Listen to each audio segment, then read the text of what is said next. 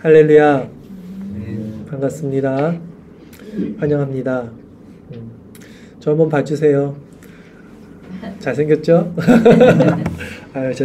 농담이고요. 너무 반갑습니다. 멀리서 이렇게 와주셨는데 함께 예배드려서 너무 기쁩니다. 춥지 않으세요? 괜찮아요. 저희가 약간 이게 난방시설이 좀 약해서 좀 추우시면 이렇게 담요 같은 거 좀 있으면 챙겨주시면 감사드리겠네요. 조금 목소리만 크게 들으시죠. 알겠습니다. 원래 커요. 그러니까 좀 있으면 이제 커질 겁니다. 네네.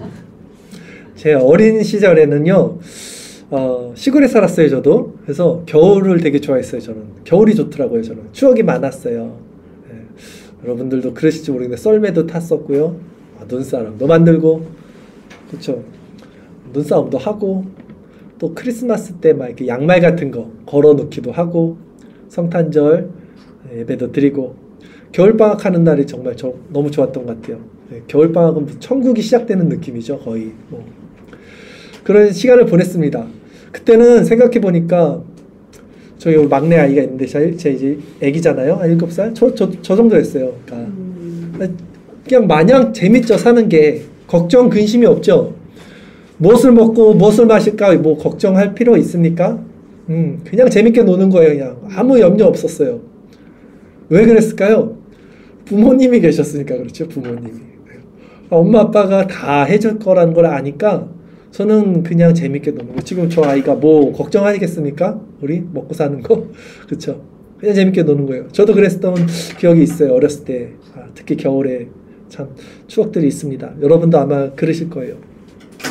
성경은 우리에게 이렇게 말합니다. 무엇을 먹을까 마실까 입을까 염려하지 말라. 이것은 이방인들이 구하는 것이라 그래요. 그리고 예수님은 뭐라고 하셨냐면 어린아이와 같이 되라 그랬어요. 어린아이와 같이 되지 못하면 결단코 천국에 들어갈 수 없다라고 말을 했습니다. 우리는 이런 말씀들을 너무 잘 알고 있어요. 그렇죠? 그리고 성경에서는 하나님을 아빠 아버지라고 부른다 그랬어요. 아빠 아버지 아바 아버지라고도 부른다 그랬어요. 이런 말씀들을 너무나 잘 아는데, 근데 그러니까 실제 삶은 이렇게 살지 못해요. 우리가 아는 것만큼 살지 못하는 것 같아요. 그러니까 내가 내 삶의 주인이 돼서 내가 어른으로 살고 있어요. 아니 하나님이 나의 아빠라면서 우리 아이가 아빠 믿고 그냥 행복하게 사는데, 나는 왜 하나님을 아빠라고 말은 하는데 왜 사는 데는 뭘 먹을까? 뭘 입을까? 어떻게 살아갈까? 왜 염려를 하면서 스스로 어른인 척하면서 내가 살아가는가라는 것이죠. 뭐가 문제일까요, 우리가? 그럼 더 문제는 뭐냐면, 그러면서도 나는 신앙이 있어, 나는 믿음이 있어, 나는 믿음이 있다, 이렇게 생각을 하고 있어요. 저부터요. 마찬가지죠. 그렇게 오늘은 마음이 낮아지는 원리, 마음이 낮아지는 원리라는 제목으로 이제 말씀을 전할 텐데요. 우리가 진정 어린아이의 마음으로 또 하나님을 아빠, 아버지라고 부르면서 살아갈 수 있기를, 또 그리스도라는 그 포도나무에 붙은 가지로서 온전히 붙어 있어서 우리 삶에 근심, 걱정, 염려가 없이 기쁨, 평안, 행복이 넘치는 삶이 되기를 시험 말씀을 통해서 우리 모두가 경험하고 또 우리 마음 가운데 성령께서 그 마음을 허락해 주시기를 바라겠습니다. 저희는요, 성경 오늘 읽었던 구절도 보고 또 프린트를 하나씩 드린 게 있죠. 네. 글씨가 보이실지 모르겠는데 그거 같이 보면서 저희는 말씀을 나눌 겁니다. 우선은 오늘 본문 말씀 볼게요. 누가복음 9장 46절 한 절 말씀 우리 같이 읽겠습니다. 제자 중에서 누가 크냐 하는 변론이 일어나니. 오늘 본문은요, 제자들끼리, 예수님의 제자들끼리 누가 크냐 이렇게 해서 변론이 일어나는 장면에서 시작합니다. 오늘 본문과 같은 내용을 담고 있는 다른 그 공관복음서 마가복음에 보면요, 근데 이 제자들이 지금 이 싸움이 철저히 감추고 자기들끼리 실랑이를 하고 있었던 것을 알 수 있어요. 그러니까 예수님한테 걸리지 않게, 예수님한테 이게 걸리면 혼난다는 걸 알았어요. 그래서 자기들끼리 뒤에서 수근수근 대면서 누가 크냐라고 했던 걸 알 수 있는데요. 그 부분을 한번 살펴볼게요. 주일설교 말씀 구절 프린트 나눠드린 거 보면요. 마가복음 9장 33절 34절 두 절 말씀 있습니다. 같이 읽어보겠습니다. 가버나움에 이르러 집에 계실새 제자들에게 물으시되 너희가 길에서 서로 토론한 것이 무엇이냐 하시되 그들이 잠잠하니 이는 길에서 서로 누가 크냐 하고 쟁론하였음이라. 아멘. 그렇죠. 이 사람들이요, 누가 가르쳐 주지 않아도 죄를 알아요. 보면 우리 아이도 그냥 뭔가 잘못하면 잘못하는 걸 알더라고요. 왜냐하면 하나님께서 우리 모든 인간들에게 양심이라는 것을 허락해 주셨어요. 네, 그래서 아직 완전한 양심은 아니지만 작게 양심이 남아 있어서 하나님을 믿지 않는 사람들도 그렇게 막 정말 막 못되게 살 수 없는 게 이 양심이 그 사람 마음에 율법이 된다라고 로마서에서도 말을 했거든요. 하나님을 알지 못하는 사람들에게는 그 양심이 그의 율법이 된다라고 말을 했죠. 그렇기 때문에 이 제자들도 분명히 지금 이때가 언제냐면요. 예수님이 이제 나 십자가에서 죽을 거야 라고 처음 말했을 때예요. 십자가를 지시기 1년 전 딱 그 시점에서 예수님이 이제 십자가에서 난 죽을 거다 라고 제자들에게 처음 말했는데 이 사람들이 누가 크냐 이게 지금 엉뚱하잖아요. 엉뚱하게 그 싸움을 하고 있는 거예요. 그러면서도 이게 지금 예수님한테는 걸리면 안 되는 거예요. 이게 자기가 잘못하고 있다는 거, 지금 이게 죄라는 거는 알고 있었다는 거예요. 그래서 뒤에서 자기들끼리 수근수근 대다가 예수님이 다 아시죠. 사람의 마음을 감찰하시는 그 하나님이신 예수님이 다 부릅니다. 그리고 어린아이를 한 명 세워서 이제 그 제자들에게 이렇게 말씀을 하시죠. 오늘 본문 마지막까지 한번 읽어볼게요. 다시 한번 누가복음 9장 47절 48절 두 절 말씀 같이 읽겠습니다. 예수께서 그 마음에 변론하는 것을 아시고 어린아이 하나를 데려다가 자기 곁에 세우시고 그들에게 이르시되 누구든지 내 이름으로 이런 어린아이를 영접하면 곧 나를 영접함이요 또 누구든지 나를 영접하면 곧 나를 보내신 이를 영접함이라. 너희 모든 사람 중에 가장 작은 그가 큰 자니라. 아멘. 예수님이 제자들에게 이렇게 말해요. 누구든지 아이를 영접해야 돼. 작은 아이를 영접하는 것이 나, 예수님을 영접하는 거고 나, 예수님을 영접하면 하나님을 영접하는 거야. 이렇게 말해요. 영접하다라는 말이요. 헬라어로 보면요. 받아들이다, 받다라는 뜻이더라고요. 그러니까 예수님께서 누구든지 내 이름으로 어린아이를 받아들이면 곧 나를 받아들이는 거요. 나를 받아들인다는 것은 나를 보내신 하나님을 받아들이는 것이다 라고 말씀하신 거예요. 그리고 너희 중에 이 제자 중에 가장 작은 그가 큰 자다 라고 말씀을 하셨어요. 그럼 이제 이 말씀을 우리에게 한번 적용을 해서 한번 살펴볼게요. 여러분, 교회에서 가장 큰 자가 그럼 누구일까요? 가장 큰 자는 교회에서 가장 큰 자라고 했을 때 가장 작은 자를 받아들이는, 영접하는 그 자가 가장 큰 자가 되겠죠. 네, 가장 작은 자를 받아들이는 자가 가장 큰 자다. 오늘 예수님 말씀에 우리가 이렇게 생각해 볼 수 있겠죠. 근데 이거는 우리가 다 알죠, 사실. 가장 작은 자를 섬기는 자가 가장 큰 자다. 이건 다 아는 이야기입니다. 그러나 오늘 제가 말씀드리고 싶은 것은 우리가 알고 있다는 이것과 실제 우리가 그 아는 것을 마음 가운데서 누리는 그 상태는 전혀 다를 수 있다는 것을 말씀드리고 싶어요.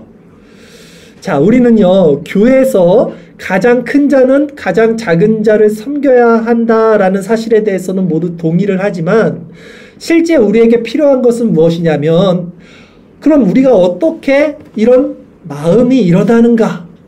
어떻게 이런 섬기는, 작은 자를 섬길 수 있는 마음이 일어나는가에 대한 부분이죠. 우리가 가장 작은 자를 섬길 수 있는 마음은요, 어떻게 일어나냐면, 내 마음이 그만큼 낮아진 상태가 될 때만 가능해져요. 그렇죠? 내 마음이 그 낮은 자의 마음과 같이 낮아질 때 그 낮아진 마음이 보이고 그 마음으로써 그를 받아들이고 영접하고 섬길 수 있게 되죠. 예. 보이지 않는데 내가 어떻게 받아들일 수 있겠습니까? 낮아진 자들이 낮아진 자들의 마음이 보이죠. 아픈 사람이 아픈 사람 마음 알잖아요. 예. 우리 권사님들 여기도 아프고 저기도 아프고 아픈 사람들은 알걸요? 저희같이 젊은 사람들은 모르지만 저도 네, 아파요. 아픈 사람들은 아픈 것을 압니다. 그리고 낮아진 심령에 있는 자가 예수님을 영접할 수 있다고 예수님이 말씀하셨어요. 왜냐하면 예수님이 참 낮아진 모습으로 오셨어요. 네. 예수님이 왜 낮아진 모습으로 오셨을까요? 왜 굳이 구유에서 태어나셨고 왜 굳이 어린 아기로 태어나셨을까요? 하나님이신 그분이. 네. 낮은 자의 마음을 예수님이 받아들이기 위해서 우리 오늘 말씀을 나눴죠. 그래서 이 세상에 낮은 자의 모습으로 오신 거예요. 그래서 우리의 마음을 예수님은 다 받아들일 수 있는 그런 모습으로 이 땅에 오신 것이죠. 그리고 예수님을 우리가 그 예수님을 우리가 받아들인다는 것은 결국 그 예수님을 통한 하나님이죠. 예수님이 하나님을 받아들인다라는 말씀이 오늘 본문의 내용이에요. 제가 다시 한번 말씀을 드리지만 우리가 이런 정답을 아는 것과 정답이 우리 삶에서 어떻게 사라지는 상태로 일어나는 것과는 전혀 다른 문제, 차이가 있을 수 있어요. 그래서 성경이요 우리에게 이렇게 말씀을 하고 권면을 하는데 주일 설교 말씀 요한 1서 3장 18절 말씀 한번 볼까요? 우리 같이 읽겠습니다. 자녀들아 우리가 말과 혀로만 사랑하지 말고 행함과 진실함으로 하자. 아멘. 요한 사도가 말합니다. 우리가 말과 혀로만 사랑하지 말고 행함과 진실함으로 하자. 그렇다면 우리가 하는 이 진리가 말과 혀가 아닌 행함과 진실함으로 우리 마음에서 일어나기 위해서 우리가 해야 할 것이 무엇입니까? 즉 우리 마음이 낮아지기 위해서 우리가 해야 할 일이 무엇입니까? 우리가 해야 할 일은 하나예요. 우리 마음이 낮아지고 그 낮아진 마음 가운데 말과 혀가 아닌 행함과 진실함으로 우리가 받아들이고 섬기고 영접할 수 있으려면 우리가 해야 할 일은 한 가지, 바로 예수님에 대해서, 예수님이 하신 일에 대해서 묵상을 하는 것입니다. 예수님은요, 말씀드렸듯이 가장 큰 분이시고 가장 높은 분이셔요. 그러나 가장 낮고 가장 작은 자의 모습으로 이 땅에 오셨습니다.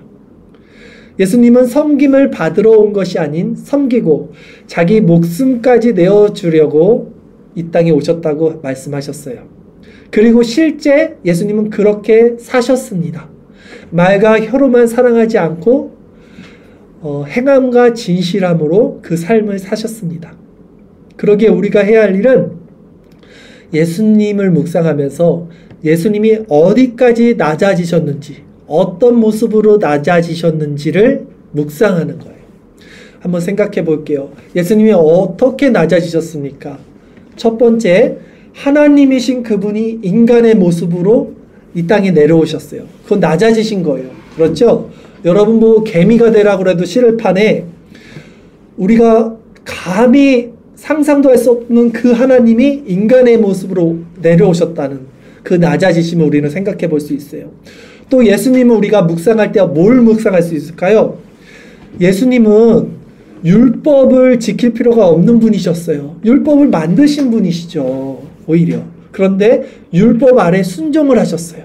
난지 8일 만에 할례를 받고 또 30살이 넘어서 사역을 시작할 때는 세례를 받았습니다. 할례나 세례는 죄인의 표징이죠. 죄인들이 받아야 하는 건데 죄가 없으신 예수님이 그 율법 아래 순종하셨어요. 이거 낮아지신 겁니다. 네. 그리고 또 예수님이 어떻게 낮아지셨습니까? 그렇죠. 예수님이 십자가를 지시고 고난을 받으셨어요. 자기는 아무 죄가 없는데 우리의 죄를 위해서 대신 십자가를 지시고 고난을 받으셨어요. 이거 낮아지신 겁니다.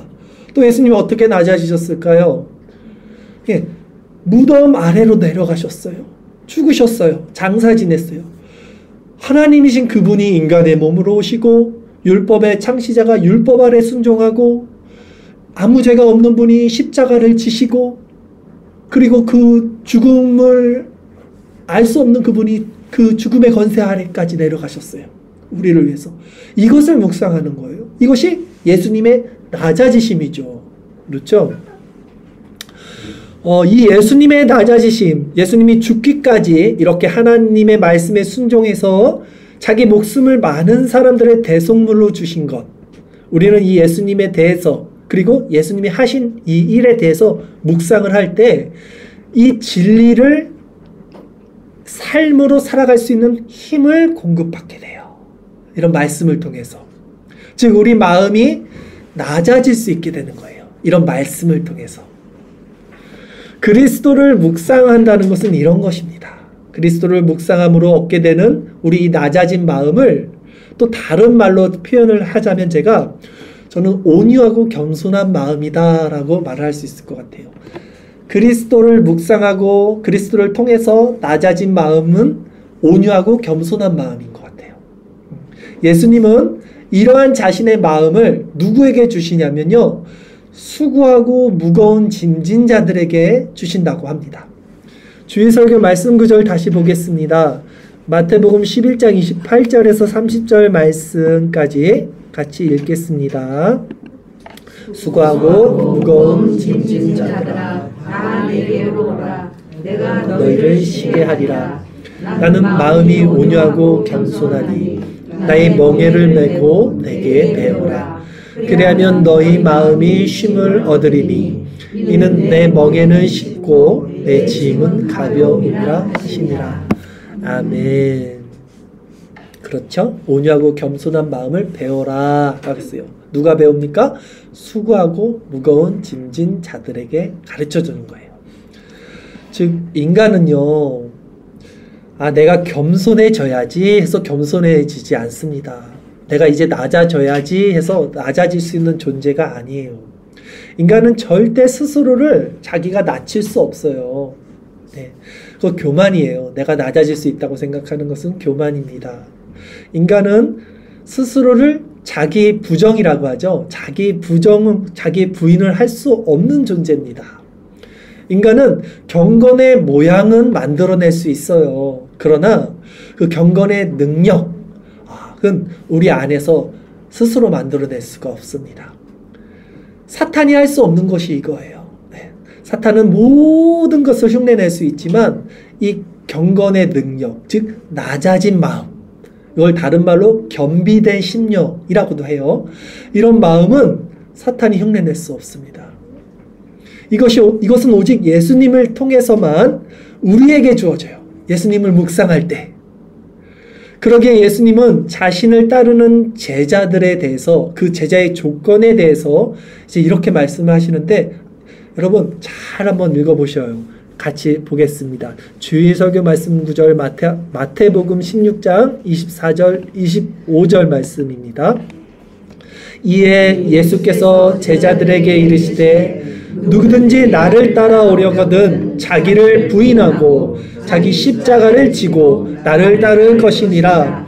누구든지 제 목숨을 구원하고자 하면 잃을 것이요 누구든지 나를 제 목숨을 잃으면 찾으리라. 아멘. 이런 예수님의 말씀을 우리는 너무나 쉽게 흘려들어요.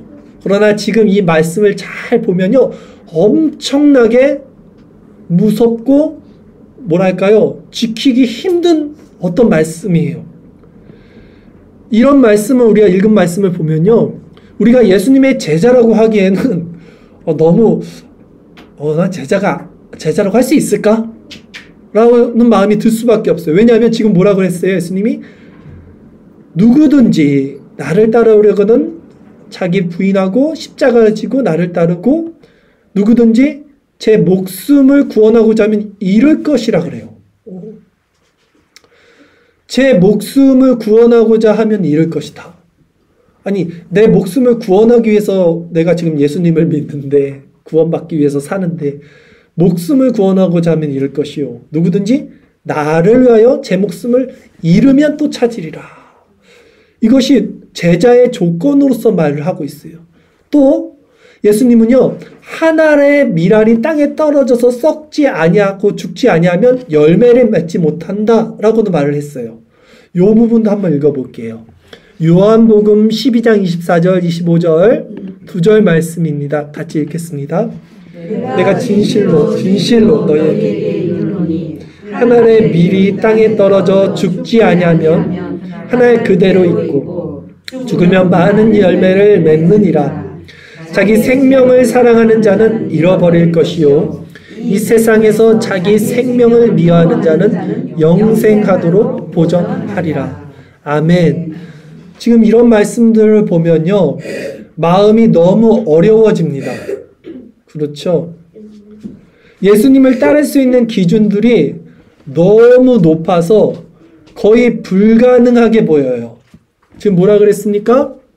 한 알의 밀이 땅에 떨어져 죽지 아니하면 한 알 그대로 있고 죽으면 많은 열매를 맺는다. 근데 예수님 말할 때요, 아멘 아멘 할 때가 있어요. 진실로 이거 두 번 말할 때는 뭡니까? 조금 중요한 말이잖아요.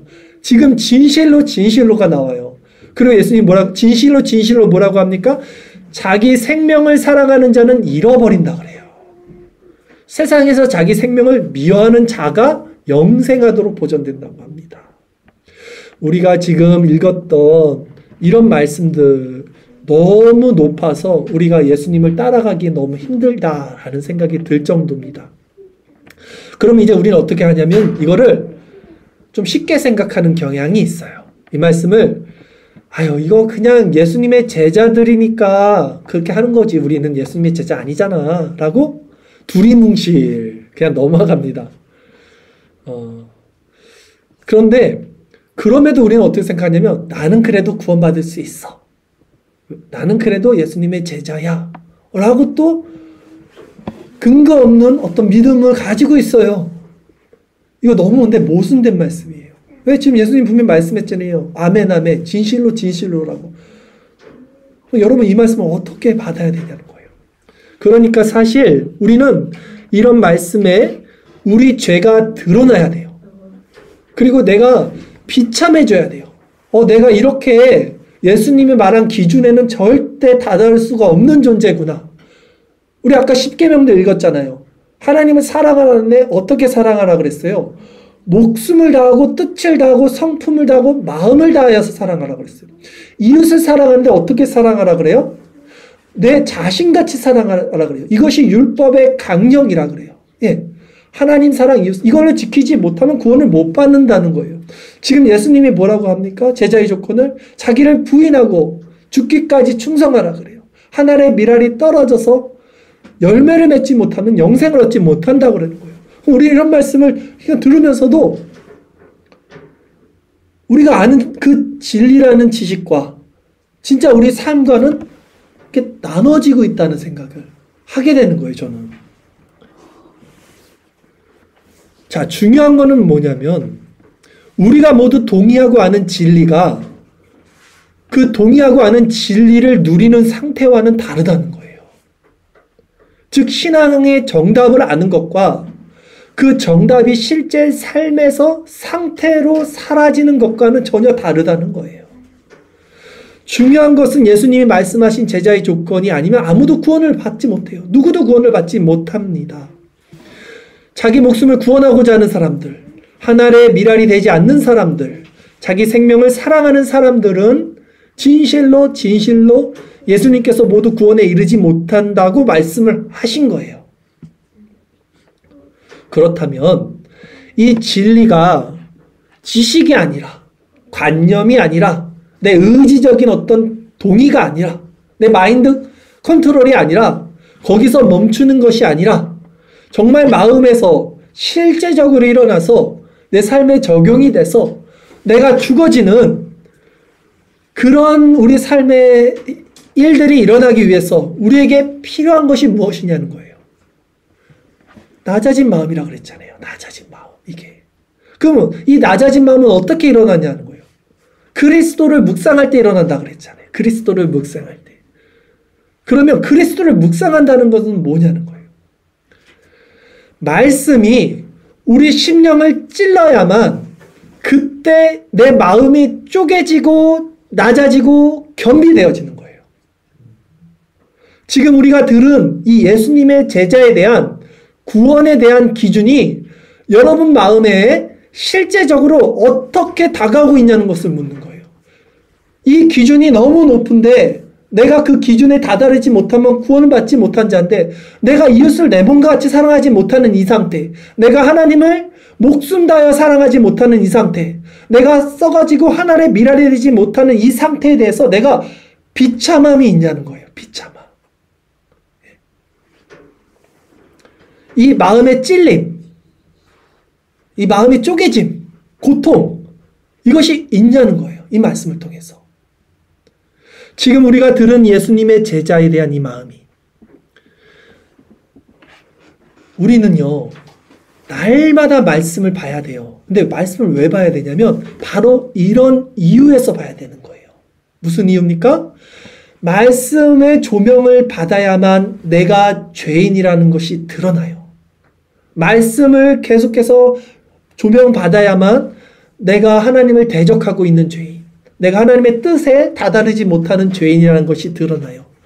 그것이 드러나야지만 마음이 낮아지는 거죠. 그래서 우리는 매일매일 성경 말씀을 보고 읽고 묵상을 해야 되는 거예요. 그러기에 이런 제가 지금 말씀드리는 것을 죄의 각성이라고 합니다. 죄가 각성된다는 거예요. 말씀이 없을 때는 죄가 죄인 줄 몰랐는데 말씀을 봤더니, 우리 지금 말씀을 읽은 거잖아요. 근데 이 말씀의 기준에서 봤더니 내가 이 구원받지 못하는 죄인이구나. 이게 죄각성이에요. 이런 죄의 각성은 한 번 일어나는 게 아니라, 우리가 거듭날 때 한 번 일어나는 게 아니라 거듭나고도 죽을 때까지 매일매일 매 순간순간 일어나야 되는 거예요. 그래서 바울이 뭐라 그랬냐면 나는 날마다 죽는다라고 말을 해요. 이 말씀을 봤더니 난 말씀 앞에서 죽을 수밖에 없는 죄인임이 드러나는 거예요. 그리고 또 바울이 뭐라고 합니까? 나는 죄인 중에 괴수다라고 하는 거예요. 바울이 디모데서에서 나는 죄인 중에 괴수라고 말했던 시점이 AD 67년 정도, 즉 바울이 죽기 일보 직전이었어요. 그러니까 얼마나 성화의 열매를 맺고 그 대사도가 죽기 그 때까지 얼마나 성화가 됐을 텐데, 그것과 다르게 바울은 내가 죄인 중에 괴수라고 고백을 한다는 거예요. 그러니까 이 죄각성은 한 번이 아니라 날마다 죽을 때까지 우리 안에서 일어나야 되는 상태인 거예요. 왜? 그래야지만 우리 마음은 낮아질 수 있어요. 낮아져야지만 우리가 이웃을 받아들일 수 있다라고요. 영접할 수 있다라고요. 그래야지만 예수님을 영접할 수 있다고요. 그래야지만 하나님을 영접할 수 있다라고 말씀을 하는 것이죠. 다시 말해서 우리 마음이 낮아지는 원리는 하나님께서 정하신 구원의 조건, 목숨을 다해서 하나님을 사랑하는 것, 그리고 이웃을 내 자신같이 사랑하는 것, 또한 예수님이 말하신 제자의 조건, 자기 목숨을 미워하지 아니하고 하늘의 미랄이 되는 것, 자기 목숨을 미워하고 하늘의 미랄이 되는 것, 이런 말씀에 내가 전혀 미치지 못할 뿐 아니라 할 수도 없는 존재인 것을 내가 깨닫고 비참해진 마음 가운데 내 심령이 겸비되어져야 된다는 거예요. 우리가 드릴 수 있는 최고의 것을 가지고요, 하나님께 이렇게 드려도 내가 하나님을 사랑할 수도, 이웃을 사랑할 수도 없는 자라는 것을 아는 상태, 이것이 우리 심령이 낮아지게 되는 유일한 길이에요. 내가 가진 아주 최고의 가치, 최고의 봉사, 헌신을 하나님께 올려드리는데 하나님은 그걸 받으실 수 없죠. 개미가 인간한테 이거 내가 만든 최고의 가치입니다 하고 인간이 그거 안 받잖아요. 또 그건데 하물며 하나님이 우리가 만들어낸 최고의 공로와 헌신을 받는다고요? 아니요. 하나님은 예수님으로 말미암은 그 공로만 받았죠. 그렇죠. 그럼 이제 이 마음 가운데 심령이 낮아진 자들에게 그럼 이제 어떤 일이 일어나는가 했을 때요. 이 마음 가운데 비로소 우리는 이제 다른 이들의 마음이 용서가 되고 다른 이들의 마음이 용납이 돼요. 예, 우리 마음이 낮아지면. 이것이 본문에서 말하는 어린아이를 영접하고 받아들이는 마음이에요. 이 마음이 있는 자가 예수님을 영접하고 하나님을 영접하는 자라는 거예요. 다시 한번 말씀드릴게요. 이 중요한 말씀입니다. 그러니까 여러분들이 마음이 낮아지면 이 낮아진 마음 가운데 다른 사람들이 이제는 용서가 된다라는 말씀을 드린 것입니다. 내 의로 구원에 이르려는 자들은 그 기준에 이르지 못하는 다른 이들을 볼 때 그 사람을 내 기준으로 판단하고 정죄합니다. 그러니까 뭐냐면 우리가 낮아진 마음이 되지 못한 상태에서는요. 다른 사람들을 보면 어떻게 되냐면 판단을 해요. 네, 정죄를 합니다. 비판을 합니다. 야 나는 이렇게 해서 이 자리에서 이렇게 왔는데 너는 그걸 안 하니까 그렇게 안 되는 거야. 나는 이렇게 해서 이렇게 된 건데 너는 그걸 안 하니까 그게 안 되는 거야. 판단을 해요. 왜 그래요? 내 마음이 낮아지지가 않았어요 지금. 그런데 이 마음이 낮아진 사람들은요. 누군가를 판단하고 정죄하고 비판할 수가 없게 돼요. 그런 마음이 일어날 수가 없게 됩니다. 예, 내 마음이 낮아졌기 때문에. 그러기에 우리는 그런 상태를 뭐라고 말하냐면 은혜라고 그래요. 은혜. 그리고 그 은혜를 우리는 구원은 은혜로 받게 된다라고도 말을 하는 거죠. 에베소서 2장 4절 5절인데요. 우리 한번 볼게요. 에베소서 2장 4절 말씀 5절 같이 읽겠습니다. 긍휼이 풍성하신 하나님이 우리를 사랑하신 그 큰 사랑을 인하여 허물로 죽은 우리를 그리스도와 함께 살리셨고 너희는 은혜로 구원을 받은 것이라. 아멘. 자, 이제 말씀을 조금 정리해 보도록 할게요. 은혜를 받은 자들은요, 내가 점점 거룩해지는 것이 아니라, 그건 내가 높아지는 거고요. 나는 죽을 때까지 이런 죄의 모습 그대로 날마다 이게 탄로날 뿐이지, 그게 탄로날 뿐이지만, 내 밖에, 나와는 전혀 상관없는, 내 것은 하나님이 받으시지 않으니까, 다른 어떤 의가 내게 전가되어서 내가 값없이 구원을 얻게 되는 것을 깨닫게 되는 거예요.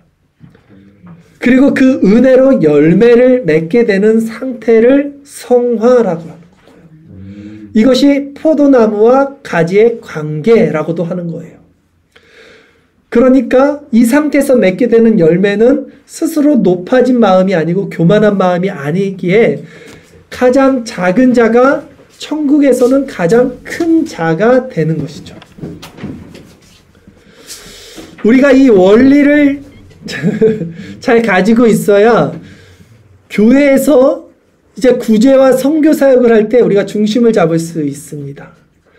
만약 우리가 심령이 낮아지지 않는 상태에서 구제, 선교, 봉사 활동을 하면 우리 교회가 이제 내년부터 이런 활동을 할 텐데 내 마음이 낮아지지 않은 상태에서 이것을 하면 결국 인간의 감춰진 의를 높이는 공로주의라 그러죠. 이것을 공로주의를 이렇게 만들어내는 거예요. 근데 바리새인들처럼 되는 거죠. 그러니까 우리는 지금 이런 말씀을 들었을 때 이 말씀을 나는 아는 얘기야. 나는 알고 있어. 라고 이해해서는 안 돼요, 여러분. 이런 말씀을 모르는 사람이 어디 있습니까? 우리 나이도 많으시고 신앙생활도 많이 다들 하셨으니까. 근데 우리가 아는 얘기를 여기서 또 듣는 게 중요한 게 아니잖아요. 근데 우리는 이 얘기를 지금 왜 들었냐면 안다고 하는 것이 아니라 우리가 아는 이것이 지금 내 마음 가운데 이루어지고 있고 내가 이 상태를 누리고 있는지를 점검하기 위해서 이 말씀을 들은 거예요. 그런데 마음이 높아진 자들의 특징은요, 이런 말씀을 들을 때 아, 그거 아는 말씀이야 라고 생각하면서 실상 마음이 낮아지지 않고 그러기 때문에 삶에서 변화가 일어나지 않는 거예요. 그래서 예수님은 뭐라고 하셨냐면 자신들이 본다, 내가 본다라고 말했던 바리새인들에게는 너희가 맹인이 되었더라면 죄가 없으려니와 본다라고 말하니 너희 죄가 그대로 있다라고 말하는 거예요. 그러기에 우리는 오늘 이런 말씀을 통해서 하나님, 나는 영적인 소경, 맹인입니다. 나는 귀머거리, 그 비참하고 애통하고 가난한 자, 어린 아이와 같은 자라는 사실을 고백하고 그러므로 그리스도를 통해서 이제 정말 볼 수 있는 자, 들을 수 있는 자 되기를 원합니다. 이렇게 낮아진 심령으로 내려가야 돼요. 하나님은요, 그런 자를 뭐라고 그러냐면 성경에서 돌보신다 그래요. 하나님이 좋아하시는 심령이 바로 그 낮아진 자들이거든요. 이사야 66장 2절 말씀 우리 하나 더 보겠습니다. 같이 읽겠습니다. 나 여호와가 말하노라 내 손이 이 모든 것을 지었으므로 그들이 생겼느니라. 무릇 마음이 가난하고 심령에 통회하며 내 말을 듣고 떠는 자 그 사람은 내가 돌보려니와. 아멘. 마음이 가난하고 심령이 통회하고 하나님의 말씀을 듣고 떠는 자, 떤다는 것은 경외한다는 거예요. 하나님을 두려워하는 거예요. 그 자를 하나님이 돌보신다는 거예요. 그러므로 오늘 이 말씀을 통해서 여러분 자신을 점검하십시오. 우리가 경건의 모양을 흉내낼 수 있다는 것을 여러분 자각을 하셔야 돼요. 왜냐하면 여러분은 어떻게 점검을 하는 거냐면 오늘 말씀을 통해서 어떤 식으로 점검이 들어가는 거냐면 사도 바울을 한번 생각해 보세요. 사도 바울은요, 다메섹에서 변화가 됐어요. 그러나 다메섹에서 예수님을 만나기 전에도 이 사람은 어떤 사람이었냐면 율법에 흠이 없는 사람이었어요. 성경에서. 율법에 흠이 없는 자로 살았다고요.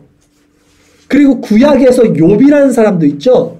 이 욥도 하나님의 임재 앞에 서기 전까지는 그 생각, 마음, 행위 모든 전 영역에서 자신이 의롭다고 생각하고 사람 자타 모든 사람들도 의롭다고 여겼던 사람이었어요. 그러니까 누가 봐도 바울도 욥도 선한 사람들이었어요. 하나님을 잘 섬기는 사람들이었어요. 이 사람들이. 그런데 그때 그들의 상태는 구원받은 상태가 아니었어요. 율법에 흠이 없던 바울도 구원받은 상태가 아니었어요. 그래서 내가 알았던 모든 것을 배설물로 버린다고 나중에 고백해요. 욥도 내가 귀로만 듣던 하나님을 이제 눈으로 본다고 하고 죄를 덮고 회개한다고요. 그 전에도 누가 봐도 그런 신앙에 온전한 사람들이었는데 실상은 그게 아니었던 거죠. 그런데 하물며 우리는 어떻겠냐는 거예요. 우리의 모습에 조금 경건의 모양이 있더라도 내 신앙의 연수가 있고 내 신앙의 어떤 모든 것이 있어도 정말 그리스도를 통해서 하나님을 보고 내가 낮아진 심령이 아닐 수 있다라는 자각을 우리는 하셔야 돼요. 저부터 여러분들도 모두 다. 그렇다면 마지막으로 거듭난 사람들, 이런 죄의 각성의 상태에 있는 사람들의 특징이 무엇입니까? 했을 때 자기 안에 이 벗어버릴 수 없는 죄로 말미암아서 우리가 지금 죄에 대해서 계속 말씀을 통해서 본 거예요. 이 죄, 내가 죄인이구나. 내가 하나님의 의를 따라갈 수가 없는 죄인이구나. 내가 나만 사랑하지 진짜 이웃을 사랑하는 모양은 낼 수 있어도 내가 죽어서 땅 아래 미랄이 될 수는 없는 죄인이구나. 이런 비참한 죄인이구나. 이런 상태에 있는 것이 너무나 고통스럽고 이런 죄에 대해서 경멸이 일어난다는 것. 이것이 정말 우리가 죄각성이 일어난 상태에 있는 자들의 특징이라는 거예요. 그 죄로 인해서 고통스러워진다는 거예요. 그리고 이 마음 가운데 그리스도께 이제 나가게 되는 거예요. 그리고 이것을 바로 마음이 낮아지는 이것이 원리인 거예요. 오늘 이 말씀을 듣고 아무 찔림이 없어요. 아무 쪼개짐도 없고, 그러면 점검해 보셔야 돼요. 정말 내가 정말 죄각성이 있는 상태인지. 이제 진짜 말씀을 정리합니다. 오늘은 성탄 주일입니다. 예수님은 이 땅에 겸손의 왕으로 오셨어요. 가장 낮은 자의 모습으로 오셨습니다. 우리는 예수님을 통해서 오늘 말씀을 배웠습니다. 예수님은 수고하고 무거운 짐진 자들에게 초대를 하셨습니다. 그리고 예수님의 온유하고 겸손한 마음을 가르쳐 준다고 말씀하셨습니다. 이 모든 것은 우리 힘으로 할 수가 없었어요. 우리가 어떻게 하나님을 목숨 다하여 사랑할 수 있고 이웃을 내 자신같이 사랑할 수 있겠습니까? 그러나 예수님이 오늘 우리에게 뭐라고 말씀하셨냐면, 수고하고 짐진 우리들에게 뭐라고 말씀하셨냐면, 내 짐은 가볍다, 내 멍에는 쉽다 라고 말해요. 아니 하나님 너무 어려워요. 하나님 율법에 그 예수님이 진실로 말했던 그 기준이, 제자의 기준은 너무 높아요. 아니야, 너무 쉬워, 너무 가벼워. 어떻게 가볍까요? 어떻게 쉬울까요? 어린 아이와 같이, 제가 오늘 서두에 말씀드렸던 우리 이 어린 아이처럼 내일을 위해서 염려하지 않게 되고, 무엇을 먹을까 마실까 염려하지 않게 되고, 모든 주권을 하나님께 넘겨드리고 아빠 아버지라고 부르고, 나는 가지가 돼서 그 포도나무에 붙어 있게 되고, 그래서 그 포도나무로부터 맺어지는 성령의 열매들이 이제 내 안에 맺어지고, 이게 너무 쉬운 거예요. 내가 하는 건 아닌 거예요. 그러니까 쉬워지는 거죠.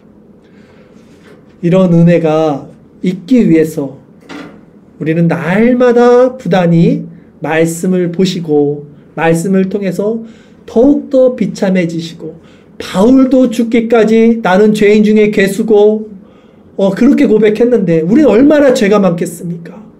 그 죄를 계속 보시는 게 중요해요. 그래야지만 그리스도께 우리는 나갈 수 있고, 그리스도의 그 낮아지심을 우리가 묵상하면서 거기서 힘을 받게 되고, 거기서 우리가 성화의 열매를 진정 맺게 된다.